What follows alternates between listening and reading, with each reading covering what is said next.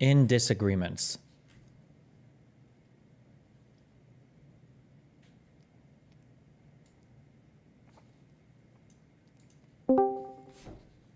What? Hello. Hello.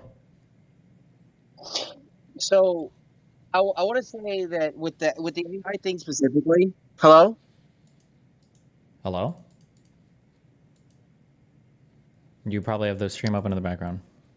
Sorry, I did. I just closed it. So with the AI thing specifically, you're totally right with people not reading and getting the information on that lawsuit and all.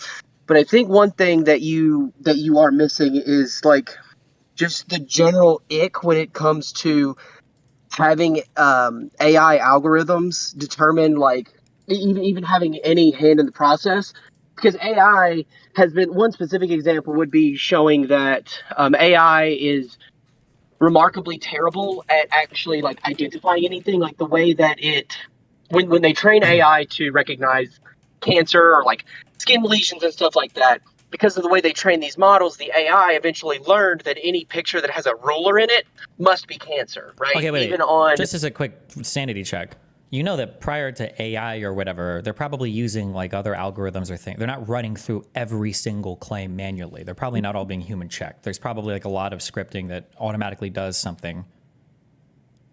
I'm not disagreeing with that. What I'm saying is that the just the fact that they are employing an AI for any specific cohort, any cohort at all, that has a 90% rate of overturned denials is where people get this like ick with AI from, and why it seems so egregious. Wait. So wait. So then is the issue the AI or is the issue the 90% appealable denials?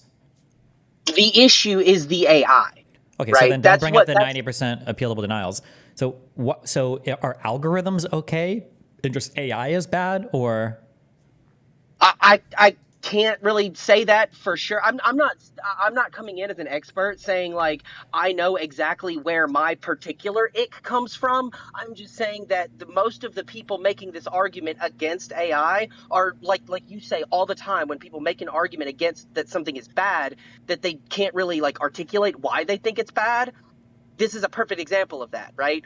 yeah, Where no, I they're don't glomming. disagree with you. Yeah, that people say this and then people get icky feelings because they're retarded and nobody's explaining anything. But what do you want me to say to that? I can't like that. It feels icky. Yeah, it always feels icky.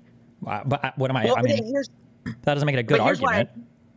Right, but here's why I get to that, right? Like people not being able to properly articulate where they're getting this ick from in regards to this argument, um, and the fact of like you make the argument that Dan Clancy is responsible in part for the climate at Twitch that allows the perpetuation of anti-Semitism, right?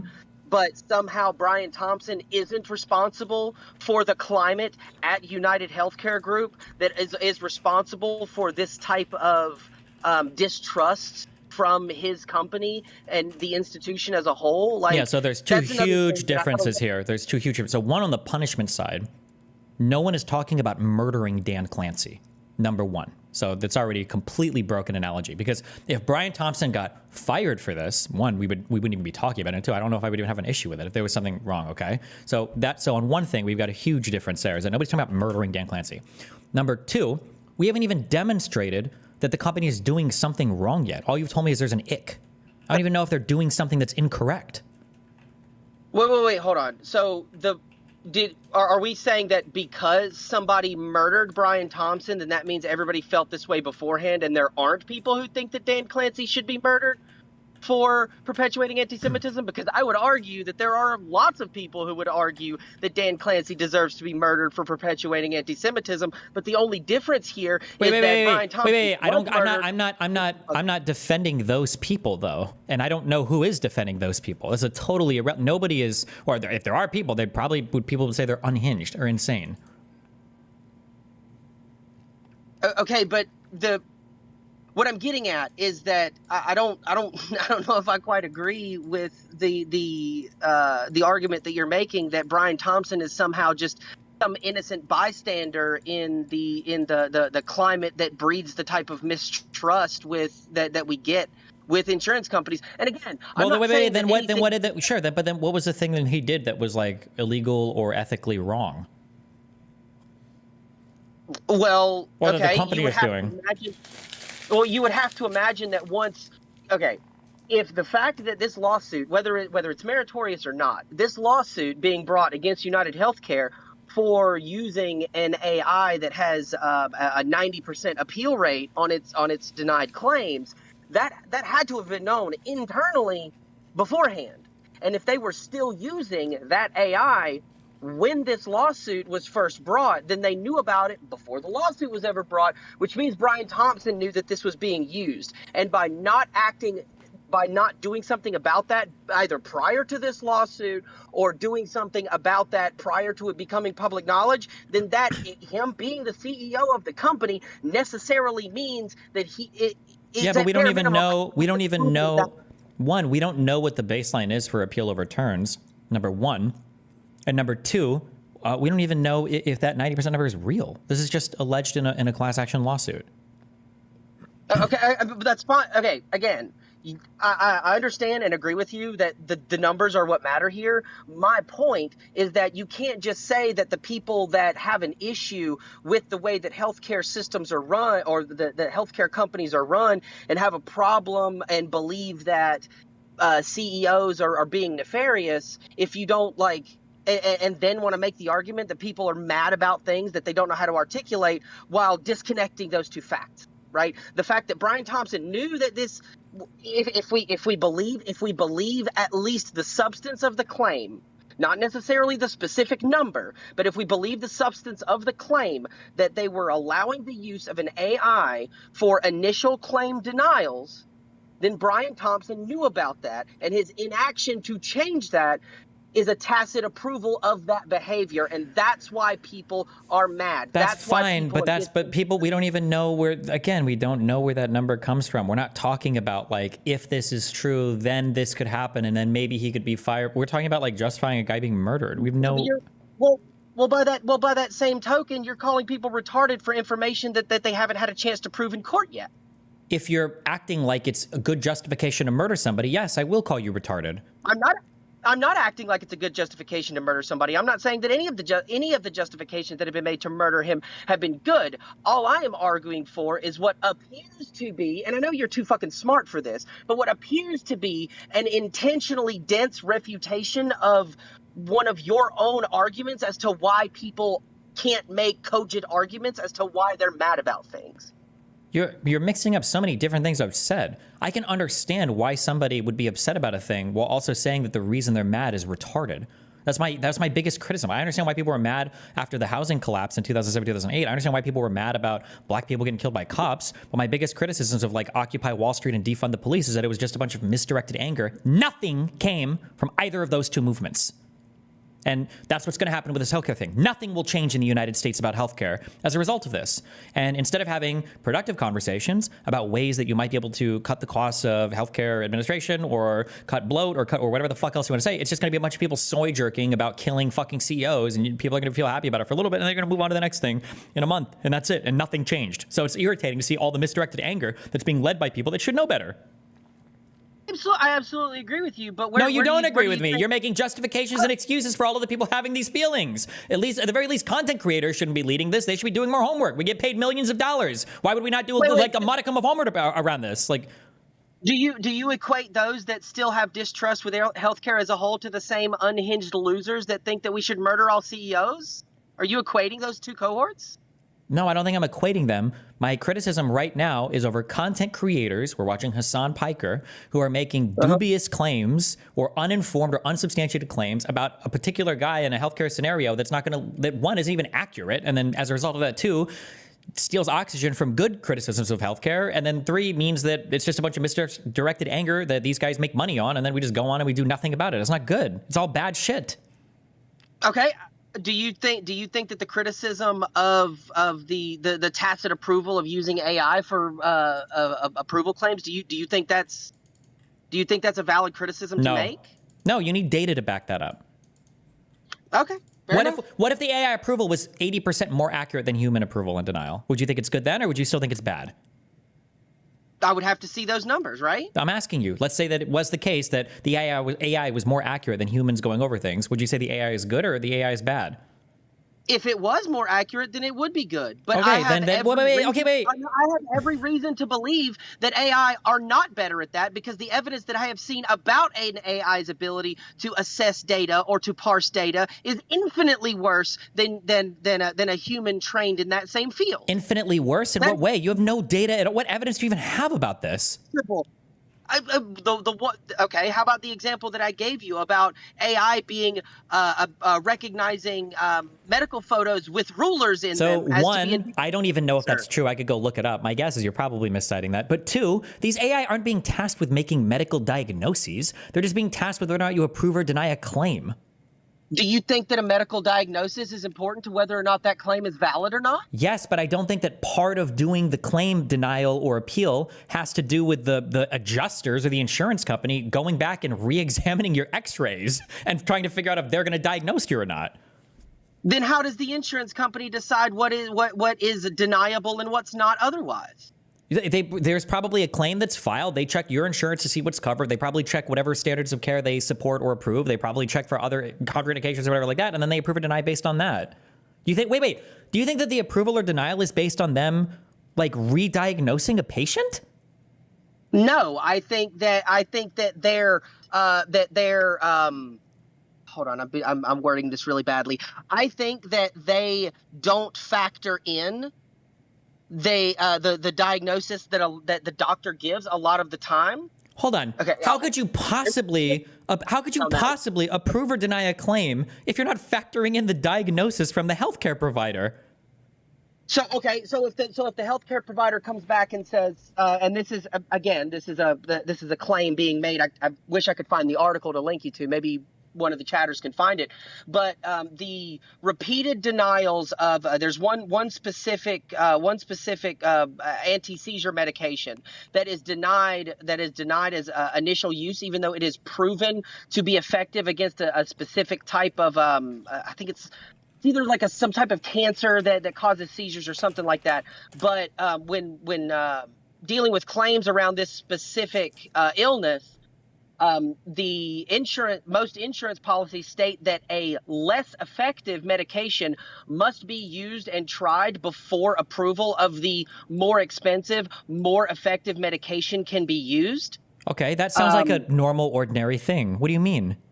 So it's normal and ordinary for a healthcare, an insurance company to deny a more effective medication because a less effective medication is cheaper to use first. So basically what you're saying is as long as how old are you? 35. Can you give me like what random, like in the broadest sense that you're comfortable with? What do you do for work? I am a water restoration tech. I used to do what you do. Okay. Or what you use. You're a water restoration tech. I bet when you like water damage. Mm-hmm. Okay. Well, water damage, fire damage, mold, all that shit. Yeah. Yeah. When you go into a home and you're suggesting things that people could do for repair or things that people could do for, prevention, I doubt that you go in and you recommend the most extreme version of whatever you could recommend. So like, for instance, in a water damage job, I'm sure you put the water detectors on the drywall to see how far up the water has gone. And maybe you'll cut 6 inches above, and then you'll come back and you'll measure to make sure that moisture or mold hasn't grown. You wouldn't say we should replace all the drywall, right? You would do the cheapest option that's effective for the job. Wouldn't that be how you would approach every single job?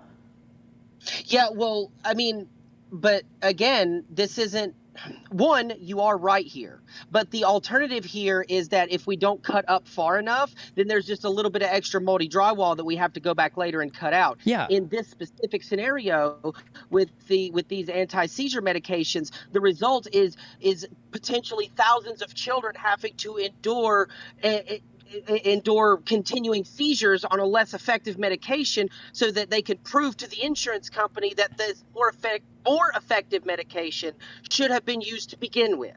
Sure, but if the more effective, yes, but if the more effective medication is way more expensive, then that means less people are going to have access to it because now you're paying out a claim that is 20x the cost of the other one. So generally, you start with the cheapest, usually the lowest side effect, and sometimes not the most effective option first. You try that, and if it doesn't work, then you move on to the next thing. It's very rare, even in the medical world, even if you had infinite money, it's pretty rare that you start with the most extreme version of a thing. This is why doctors will usually, for ADHD, they might prescribe like Ritalin or Concerta before they try, like Adderall or Vyvanse. Or somebody might prescribe like a weaker, lesser thing before they move, like some kind of SNRI or whatever, before they move on to like a more hardcore SSRI. Like generally in prescriptions, people do this. They'll start with like the easiest option. Usually that's the cheapest. They might try like a generic or whatever before they go on to like a more extreme option. That's pretty normal. You want to save money because you don't have infinite money and resources to buy everything. Like, isn't this just an ordinary process for literally every single thing ever? But to generalize it like that and to say that there should never be any exceptions to that practice when it comes to something like healthcare is like, I'm sure there are exceptions. If it's like a life-saving medication and they're like, well, let's just try diet and exercise first, I'm sure that they wouldn't do that. But generally for any given like illness or for a lot of things, there are levels of like, where do we start and where do we end? And you don't always prescribe the most extreme thing first, right? I mean, I agree with you, but again, we're talking about people's health here. Sure, like but there's a cost to everything though, right? It's not free. Like this stuff costs money. Wait, do you agree that monetary cost is equivalent to human cost? Is that what you're saying? Yes. Unfortunately, there is an equivalency there. Do you know what triage means? You know that like during COVID-19, when more patients are brought into a hospital than you have beds available, that they have to make decisions about who they can even treat, right? These are healthcare is not an unlimited resource in our country where every single person can have every single thing at the maximum thing at all points in time. You have to make decisions. Every healthcare system in the world has to make these decisions. Even France and Germany and the UK, Canada, everybody else has to make these decisions. Yes.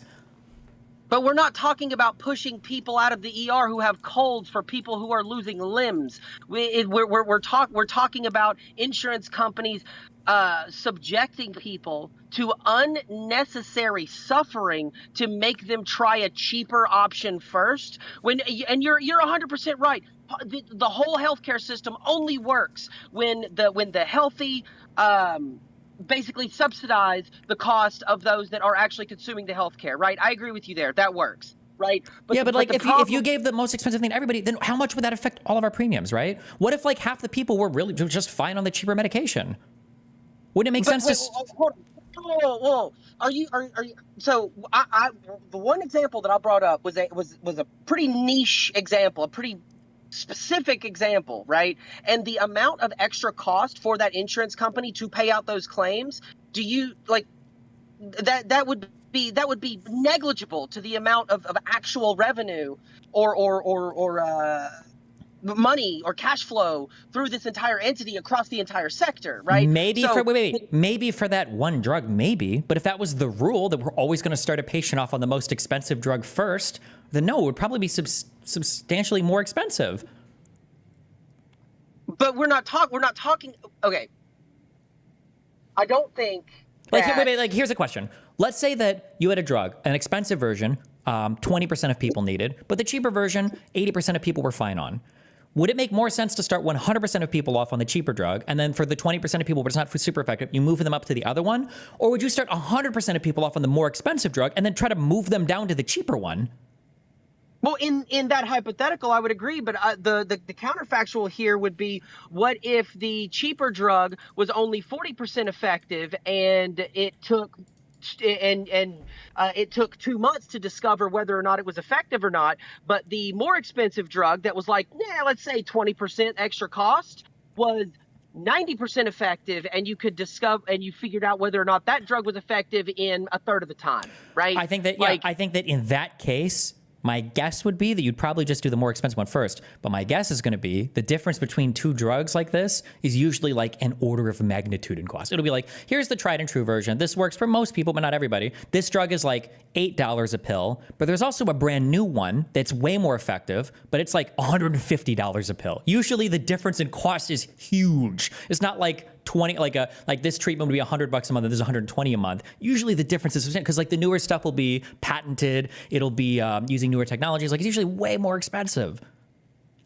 So are you saying that all diabetics or that need insulin should be started off on the older, shittier public option insulin until they lose a foot and then they get the good synthetic stuff, or what? No, because the older insulin we know is dog shit. That's not like some percentage of people will do better on the older insulin. That's just bad insulin. So you always, when you're prescribing insulin, start off with the synthetic versions now. Okay. But like I'm sure a doctor would probably prescribe.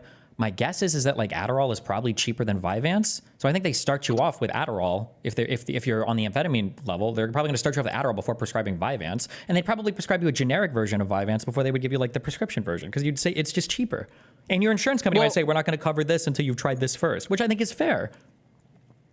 Well, in that specific, that's actually what my wife did. My wife was on Adderall for ADHD and literally just got switched over to Vyvanse like a month ago. But yes, again, like I very, very broadly speaking, I agree with you, right? Like your general take over like how healthcare should work, how we make it work, how we make it financially responsible, the fact that the amount of like the profit margin on these companies, I agree with you. All of that is overblown, right? 100% agree with you there. But I think that where I find particular umbrage with the arguments that you make is claiming that everybody who like disagrees with how this generality is applied across the entire sector, when when it comes to healthcare, it's very clear that there are sometimes exceptions, but these exceptions are never treated as exceptions until there has been, what some people would consider an undue human cost and an undue amount of suffering if the insurance companies would have just listened to those people or those doctors to begin with. Yeah, but right? you have to weigh all these things against each other, because if we say we're just going to prescribe the most expensive one first, then that means you're making the decision that less people are probably going to be covered because insurance is going to be more expensive and not everybody's even going to be able to afford the premiums at that point. Because now we're covering like the latest designer drug for whatever particular thing. Like there are countries that don't have access to like entire groups of drugs because the country itself is like, this works good enough. Like you don't need this. Okay, so because of the from what I understand, most of the bloated cost of healthcare is because of like the administrative, right? I didn't say that. I don't. Other people might say that. I don't think that's true. Okay. I never said you said that. Okay, just that's what I understand. Me being retarded and all. That's okay. So the argument could be made, right? Like, what if let's say, I know you're not a socialist, but what if we did a more socialized version of healthcare, like we did single payer, and we had to pay the same amount, and the profit margins were the same, but those administrative costs from all of the hospital administrators and all of the insurance company administrators and all of these various things were basically redeployed to deal with. People speak emotively about these issues. Okay, right. If you were to do single payer in the United States, I think that it probably would help quite a bit, okay? I'm a proponent of, at the very least, a public option, if not single payer. But if you even think in your mind, just think about the things that are being said when people are complaining about healthcare costs in the United States, it doesn't even make sense. Like, even if I were to grant the most extreme hypothetical, and even the people who are proponents of single payer don't make this extreme of a claim. But let's say I were to say, if we did single payer, it would cut our healthcare costs in half by 50%. Most people aren't complaining that their healthcare is 2 times as much as they can afford. They're saying it's like 100 times as much as they can afford. You think when people post screenshots of their visit to the ER and they've got to pay like $20,000 for a CT scan and like a 2-day stay, that if that $20,000 bill were $10,000, that all of a sudden it'd be manageable? Like, this is not the issue in the United States. It's not the administrative burden. It would help if we had single payer. It's the fact that, and you've alluded to it unintentionally in this conversation, that Americans are obsessed with having the latest, best designer drug for any possible issue ever, and that if they don't have that, they're being fucked. And if we were to have a socialized healthcare system, your biggest cost saving is not in administrative bloat, it's not in CEO pay, and it's not in the compensation that shareholders are getting in the form of profit. It would be in saying, listen, you don't actually need that drug that only works on 10% of people with a 90% of cost. We are all going to be fine with this one, unless you want to pay more for private insurance. I mean, isn't that what most single payer systems have? Like, I think, both the NIH, the Canadian healthcare system, all of that, isn't that all like single payer at base with like, and as I understand it, both the UK and Canada have like very like thriving private insurance companies. Like they have private insurance as well, but their medical systems also have issues as well too. Like nobody's medical system is like perfect. I think what? Yeah, that's obvious. But my biggest point, I don't want to take up like too much of your time here. But basically, what I was trying to get at is like sometimes when these very broad generalizations that you make, while are correct in like the broadest strokes, I think it like misses the forest for the trees as to why everybody has these like. They are so distrustful of most insurance companies. I understand. I know why, but I know why people say they are. But the why and why people say they are two totally different things. When you ask people why do they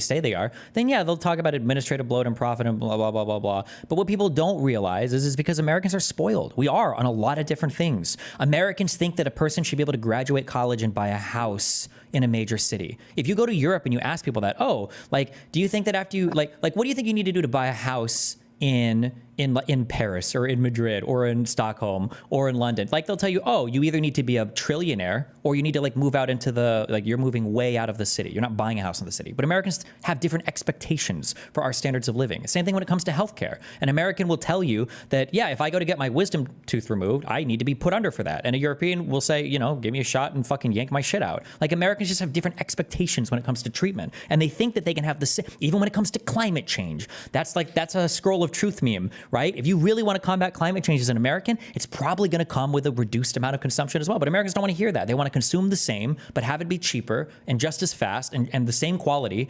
and do less damage to the environment and everything. But you probably just can't do that. But America just has that expectation. I agree with you. Do you think that I don't know. I'm not. No, never mind. I'm not gonna ask that. That's a really shitty thing to ask. Never mind. Ask away. I don't care. Go for it. I was gonna say, do you think that basically calling anybody to the left of you on this issue just like blanket retarded and like the whole if you agree with me, you're not agreeing with me for the reason that you think you like. Do you think like that's the right way to go about like? I don't care if people. I don't care if people agree or disagree. There are people that are probably to the left of me and to the right of me. There are extreme free market guys that maybe make okay arguments about healthcare, and there are people way to the left of me that like the Bernie Sanders single payer thing that probably make good arguments. My only issue is the analysis. If you think that all of the healthcare costs in the United States because of overpaid CEOs and profit, then that's retarded. It doesn't matter if you're to the left or right or on the same position as me. It's just it's a bad factual analysis of what the problems even are. That's my issue. That's the only thing I get irritated about. Fair enough. But okay. All right. I love you, buddy. All right. Thanks. Love you.